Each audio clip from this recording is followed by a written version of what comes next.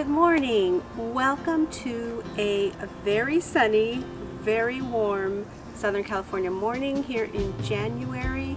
Expect to be in the 70s today, and I am looking ahead and maybe even the 80s in the week to come, which is weird but nice for a couple of days, and then we'll be back in the 60s, which is more normal for January. Today we are in the back garden where I normally grow vegetables. This is where the grapevines are. I have an apricot tree behind me that is bare, and then our strawberry patch and asparagus are in here as well. So I have planted some seeds with kale, and what else is in here? There's garlic and cabbage, but today I want to get some herbs in the ground. I have not had much luck growing anything on this section. Kind of in a weird spot. It gets shade from the house structure here. It gets shade from the grapevines. I do have flowers planted in the back. I have poppies and larkspur and coneflower and sweet peas, and that does well there. That will be beautiful. What I'm going to do is I'm going to have my husband build me an actual grape arbor, an archway to go over, which this little patch that I'm working on today, and I'll show you this to you in a minute, this little patch is going to be mostly shaded. So what I'm going to do is I'm going to plant some mint in here. I just want it to kind of take over, which we know mint does, and I think it will be a perfect solution to all the problems that I've been having. So that's what we're working on today. Let's go ahead and get started.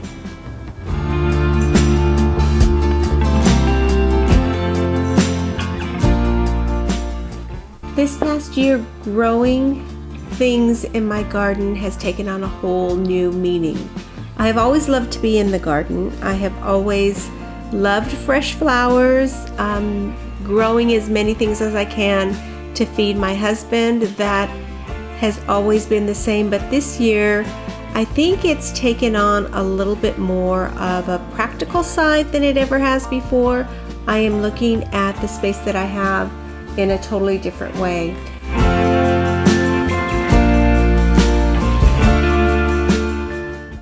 Every year I look at my garden and it has an unofficial theme, I guess. Last year was supposed to be the year of the flowers, then it turned into the year of the vegetables because of everything that was going on.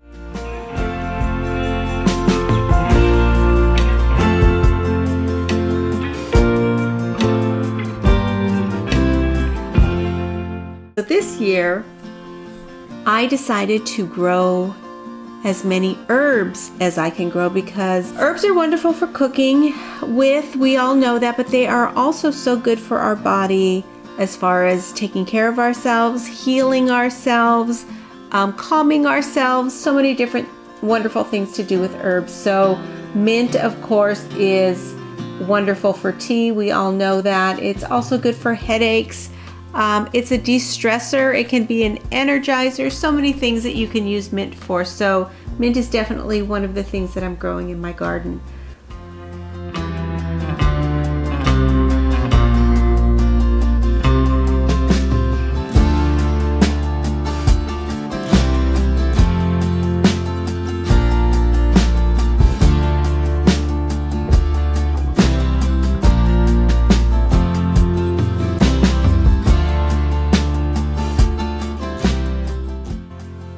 I think what gardening has come to mean to me is just another way that I can care for my family. These days, family is more often than not just my husband and I have been really diligent about getting him on a good supplement program. He's taking turmeric and copaiba and different things to help with his inflammation, so he's feeling good, but I've also been on a quest to feed him better. He always has vegetables in his lunch, he has fruit in his lunch, he has a healthy sandwich, plenty of water to drink through the day, and even at night we have switched to a mostly chicken diet. I do use good grass-fed beef 2 times a week. When the kids were little, I worked, and I will admit, I did not always think of healthy cooking. I wish that I had. Now, of course, to go back, I would have done that thing differently for sure. We did eat fast food more because we were on the run. We were younger, so it didn't quite affect us like it does now. I made a lot of quick dinners, semi-homemade kind of things, just because I didn't have a whole lot of time, and honestly wasn't really a passion for me. But as we've gotten older, I've wanted to be more healthy in what we eat, so I have been really good about scaling recipes for two.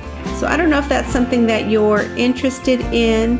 I am pretty spot on with making just enough for the two of us, or doubling and purposely freezing half of it so that I have something for the next week that feels like fast food, but it's not. It's good, healthy home cooking that I've just put away. So if that's something that interests you, sharing more of those kind of dinner for two recipes, let me know in the comments and I would be happy to share those with you. I was thinking we could all use a bit of good news, a bit of gratitude. So why don't we start every week just leaving something in the comments that you either are grateful and learned in 2020 or just in the past week. We all have good things that come up, and I think we forget to recognize them just because they may seem ordinary.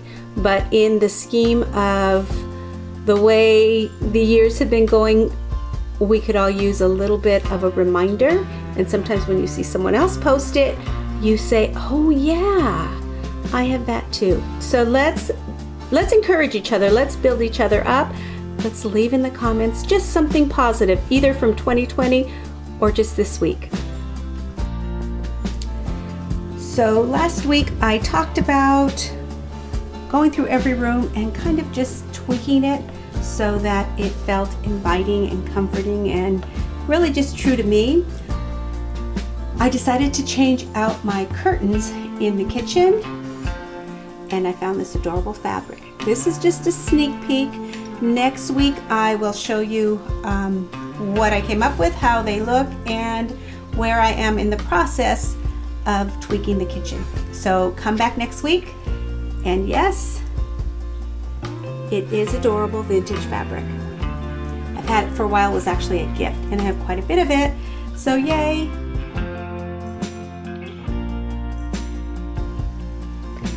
Another sneak peek for next week has to do with rosemary. So come back for that as well. Thank you so much for stopping by. If you haven't subscribed, I'd love to have you subscribe. I put out a video every weekend, so come on back. And I'll see you next time.